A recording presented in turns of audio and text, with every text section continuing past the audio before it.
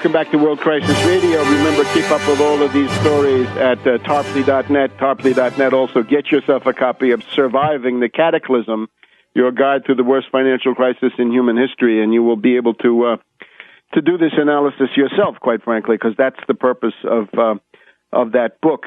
The question, therefore, is, given the maintenance, and this has not been touched, the cancerous mass of $1.5 quadrillion of kited, bankrupt derivatives.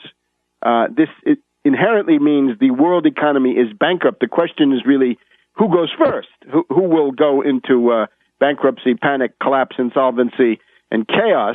And naturally, the Anglo-Americans propose that the others go in first, the continental Europeans, the Japanese, the Chinese, and everybody else. And these sentiments are reciprocated.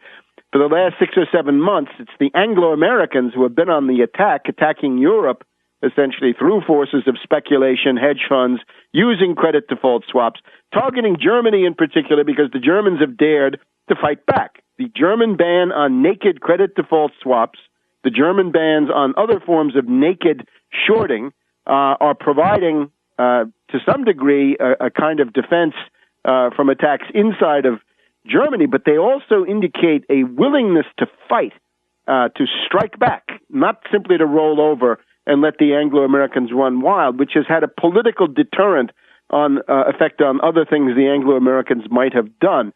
So this is why Soros is so interested in attacking Germany. Blame Germany for the Depression. Yeah, the panic started in New York then in London in 2007. It started with Countrywide Bank with a panic run there in August of 2007, and then we had a panic run on Northern Rock in October of 2007, and that's the beginning of the crisis. So don't blame Germany. And of course, Soros knows that he himself is a protagonist of these forces of chaos. Therefore, the thesis of derivatives being the heart of this matter.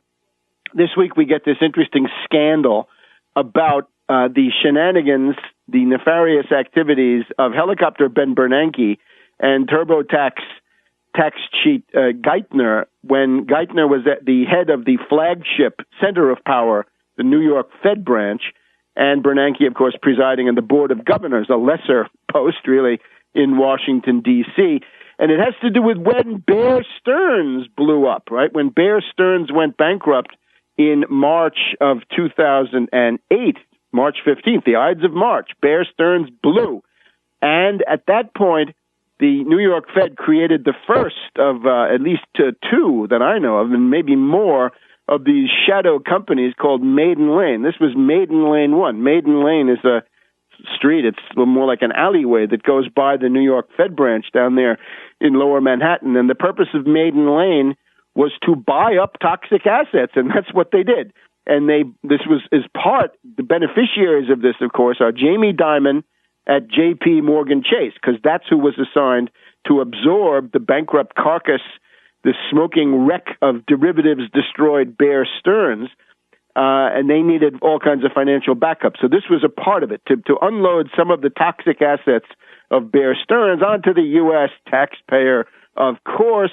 And what were these assets? Well, if you listen to the interviews, they were two kinds of derivatives. Derivatives caused the crisis, not subprime mortgages, but bets from afar on subprime mortgages, if at all.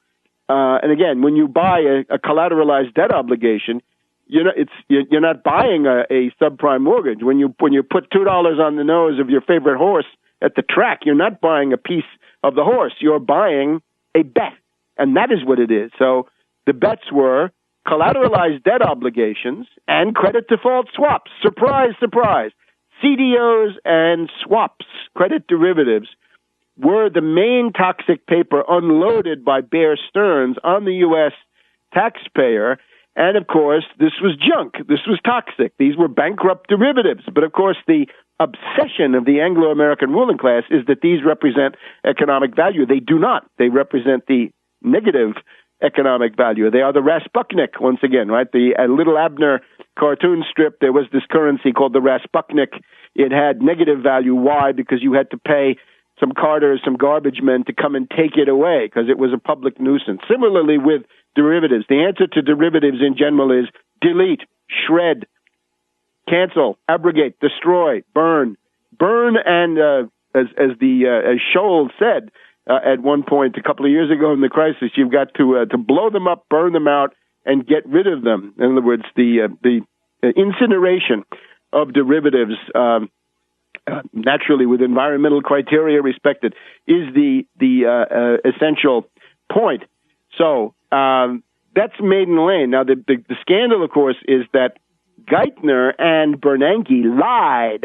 And the way they lied was that they were in hearings several months after the March bankruptcy of Bear Stearns, and they said those are investment-grade paper. Well, they were investment-grade paper back in La La Land on the Friday preceding the bankruptcy of the Bear Stearns investment hedge fund operation. Remember, Bear Stearns stock went from whatever it was down to $2 a share. And you should have seen the screams on the Yahoo message board for Bear Stearns. They couldn't believe it. Is there a typo? Is there a zero missing? No. The real value, of course, the real value of Bear Stearns was negative. And nevertheless, what we've caught is Bernanke and Geithner lying. Well, it's obviously a good reason. Audit the Fed.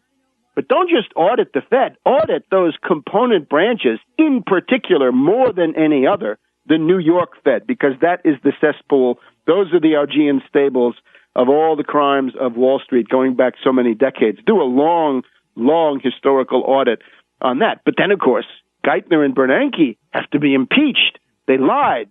They steal money. They're doing these terrible things, right? Where is Obama? Is he asleep? What happened to Hope and Change? All right, so you get the idea.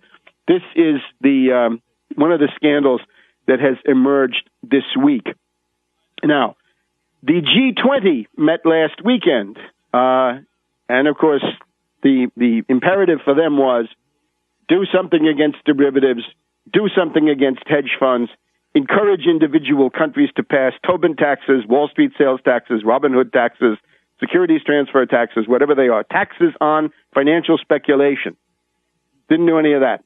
And of course, the question then of large-scale infrastructure projects, international ones, to lead the world out of the Depression. Things like the Nord Stream pipeline. There's a good example, right, from Russia to Germany with everybody in Europe taking part. That's about $10 billion there. If you had 100 such projects, you'd lift the world out of a world economic depression. And the sum is not that large, right? You say, well, that would be, $100 billion. It would be 10 times that, right? It would be a trillion. Yeah, fine. That's 1 trillion compared to 1,500 trillion of derivatives. So they struck out, but nevertheless, they did say, cut your deficit by 1/2 by 2013. We'll be back to point out the insanity of that one in just a second.